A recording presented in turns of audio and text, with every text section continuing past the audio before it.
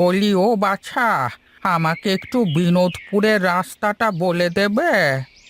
ও বাছা, আমাকে একটু বলবে যে এই দিক দিয়ে বিনোদপুরে যাওয়ার রাস্তাটা কোনটা? কি করো তোমার আবার কি চাই শুনি? সকাল সকাল আমার ঘুমটা দিলে তো নষ্ট করে। আমাকে যদি বিনোদপুরের রাস্তাটা একটু বলতে বাছা। বিনোদপুরে যাবে তুমি? ওখানে তোমার কি কাজ শুনি? আছে, অনেক কাজ আছে। তুমি শুধু আমাকে রাস্তাটা বলে দাও বাবা। আচ্ছা শোনো, এই রাস্তা দিয়ে সোজা হেঁটে চলে যাবে, ঠিক আছে? তারপরে বামে একটা রাস্তা পাবে। বামে রাস্তাটা দিয়ে একটু সামনে আগালেই আবার ডাঁয়ে একটা রাস্তা পাবে। সেই রাস্তা থেকে হাত দশেক সামনে গিয়ে একটা বট গাছ দেখতে হবে, ঠিক আছে? ওখান থেকে সোজা গেলেই বিনোদপুরে তুমি পৌঁছে যাবে, ঠিক আছে? তোমাকে যে কি বললে ধন্যবাদ জানাই। এখন তাহলে আমি চলি, হ্যাঁ? বিনোদপুর থেকে মানুষ বাইরে যায়, কিন্তু এ বেটা তো বাইরে থেকে বিনোদপুরে যাচ্ছে। না না, বিষয়টা তো সুবিধার লাগছে না। এক্ষুনি যাই, কর্তামশাইকে জানাতে হয়তো ব্যাপারটা।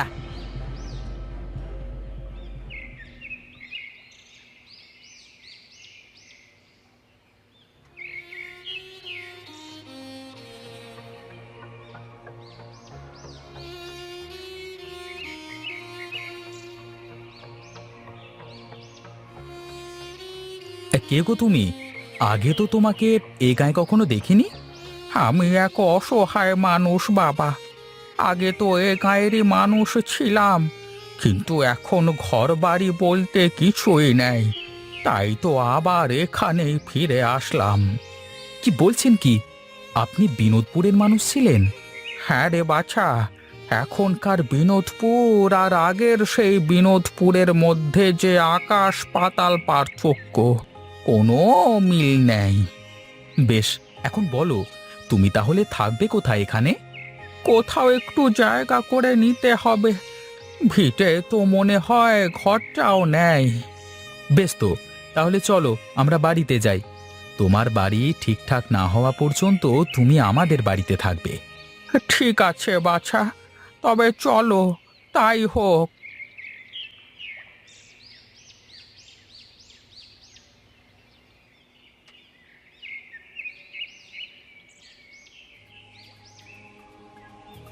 কিরে, তোকে এমন দেখাচ্ছে কেন? কি হয়েছে? এক কথা, কথা সর্বনাশ হয়ে গেছে কথা। আহা, কি সর্বনাশটা হলো বল না আগে। কে কার সর্বনাশটা করলো শুনি। কথা, এই প্রথমবার গায়ে কোনো বাইরের মানুষকে ঢুকতে দেখলাম, তাও আবার কিনা অনেক বয়স। আচ্ছা, লোকটার নাম কি? কোথা থেকে এসেছে কিছু জানিস তুই? না কথা, আমার কাছে শুনলো যে বিনোদপুরের রাস্তা কোনটা, তারপর তো সোজা গায়ে ঢুকে পড়লো, আর আমি দৌড়ে আপনাকে বলতে আসলাম। শোন ফটিক, যে করি হোক এই লোকের খোঁজ বের করতে হবে।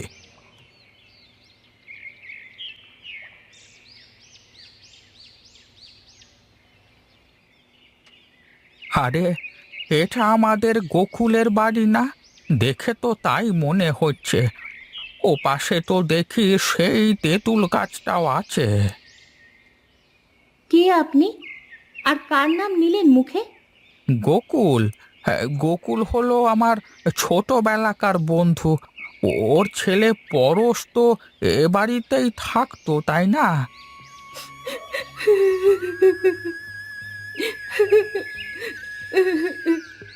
গোকুল হলো আমার শ্বশুর মশাই, আর আমি পরশের ধর্মপত্নী। ও, তাই বলো? আমার কি সৌভাগ্য! এতদিন পরে গায়ে ফিরে এসে তোমাদের দেখবো, তা তো বিশ্বাসই করতে পারছি না। আমি আসতে চাইনি রে মা, কিন্তু কি করব বল।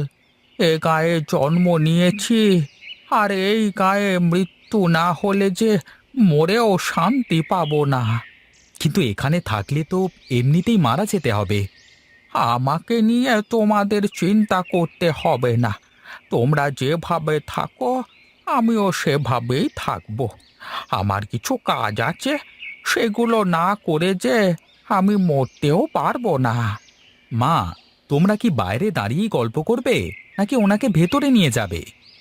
তুই দাদু ভাইকে নিয়ে ঘরে যা, আমি হাতের কাজটুকু শেষ করে আসছি।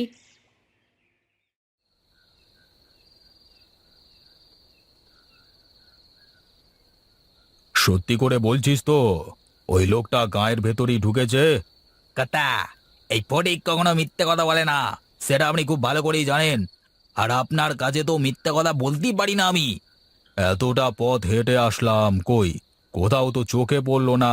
আর তাছাড়া গায়ের মানুষের এত সাহস নেই যে বাইরের কাউকে আশ্রয় দেবে। আমার মনে হয় কথা কোথাও হয়তো লুকিয়ে আছে, তা না হয় চলে গেছে।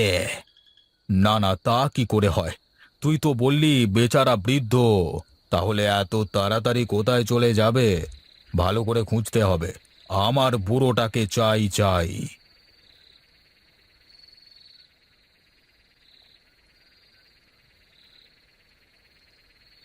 আচ্ছা বাবু, এই পুকুরে কি এমন আছে যে যার কারণে আপনি এই পুকুরে কাউকে আসতে দেন না, কাউকে এই গায়ে থাকতে দেন না? তোকে এসব কথা শুনতে হবে না, চল তুই আমার সাথে।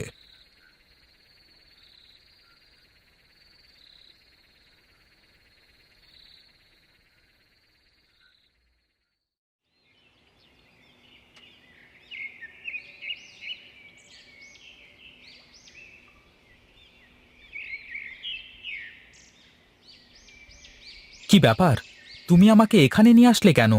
তুমি জানো এই পুকুরটা কার? না তো, তুমি বলো দেখি পুকুরটা কার? প্রতাপবাবুর পুকুর এটা। অভিশপ্ত এই পুকুরের জন্যই তো গায়ের এই অবস্থা। এই পুকুর অভিশপ্ত পুকুর না, আর এটা প্রতাপের পুকুরও না। তাহলে কি বলো তুমি এসব? হ্যাঁ রে, এই পুকুরের আসল মালিক আমি। আজ থেকে 20 বছর আগে এই গা ছেড়ে চলে যাই আমরা। কিন্তু কেন? আর এই পুকুর যদি তোমাদের হয়, তাহলে তুমি কেমন করে পারলে এই পুরো গাঁয়ের মানুষগুলোকে শেষ করে দিতে? সে এক লম্বা কাহিনী, চল আমি তোকে বাড়ি যেয়ে সব বলবো। ও আচ্ছা, তাহলে এই ব্যাপার। ঠিক আছে, কর্তামশাইকে বিষয়টা এক্ষুনি জানাতে হয়।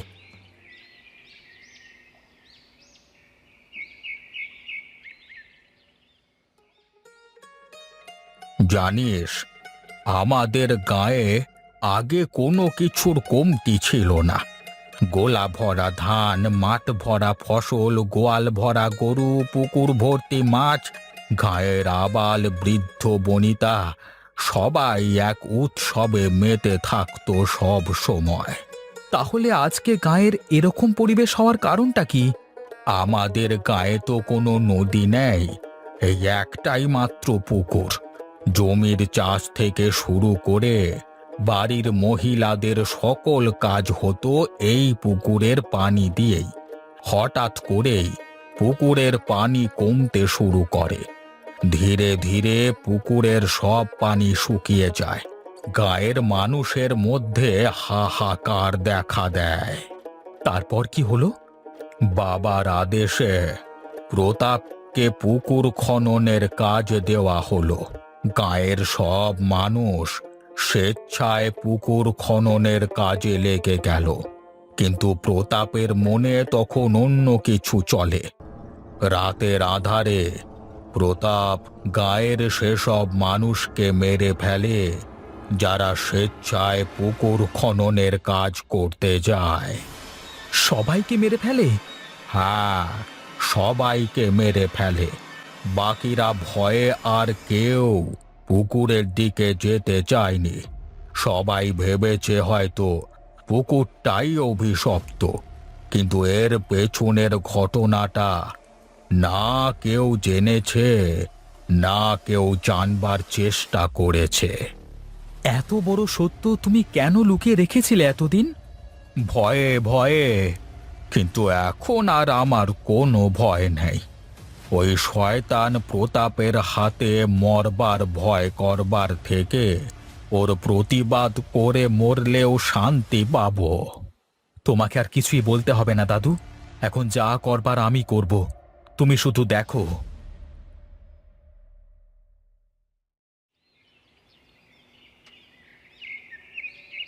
কর্তা কর্তা পেয়ে গেছি, ওই বুড়োর খোঁজটা পেয়ে গেছি। কি বলছিস রে? কোথায় পেলি? কর্তা, আমি মহেশ আর বুড়োকে ওই পুকুর পাড়ে দাঁড়িয়ে কথা বলতে দেখেছি। আর হ্যাঁ, ওই পুকুরটা নাকি ওই বুড়োরই। বুড়োর নাম কি? কোথা থেকে এসেছে কিছু জানতে পেরেছিস? না, এ দূরে দাঁড়িয়ে কি এত কিছু জানা যায় নাকি? তবে মহেশকে ধরলে সব কিছু জানা যাবে। হ্যাঁ, কিন্তু সাবধানে। কোনো রকম গরমিল হলে কিন্তু ফেঁসে যাব একদম। তখন আর কেঁদেও কোনো লাভ হবে না। তুমি কোনো চিন্তা করো না দাদু, সব ঠিক হয়ে যাবে। তুমি যদি আরও কিছুদিন আগে আসতে, তাহলে হয়তো এতদিন গাঁয়ের সব লোক আবার গাঁয়ে ফিরে আসতো। আমি এতদিন আসবার সাহস পাইনি রে দাদু ভাই, কিন্তু এখন আমার আর কোনো ভয় নেই।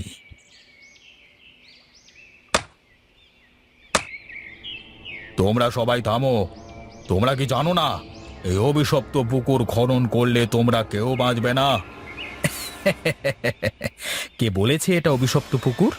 আর হ্যাঁ, এটা যদি অভিশপ্ত হয় তাহলে সেটা তোমার জন্য, প্রতাপবাবু। এই মহেশের বাচ্চা, মুখ সামলে কথা বল। বড়দের সাথে কি করে কথা বলতে হয় তুই ভুলে গেছিস? আমি ভুলিনি দাদা, তুমি ভুলে গেছো। তুমি বোধহয় জানো না, তোমার বাবা এই পুকুর খনন করতে গিয়ে মরেনি, তাকে মারা হয়েছে। কি বলছিস? কি বলছিস তুই এসব? বিশ্বাস করিস না ওর কথা ফটিক, ও মিথ্যে বলছে। আমি মিথ্যে বললেও উনি তো আর মিথ্যে বলবেন না। তুমি বলো দাদু। এই প্রতাপী টাকার লোভে গায়ের মানুষদের মেরে পুকুরটাকে অভিশপ্ত করে গায়ের সব মানুষকে এখান থেকে তাড়িয়েছে। আর হ্যাঁ, তোমার বাবাকেও এই প্রতাপী মেরেছে। শুধু তাই নয়, গায়ের ওই সব মানুষকে নিজের হাতে খুন করেছে এই প্রতাপ।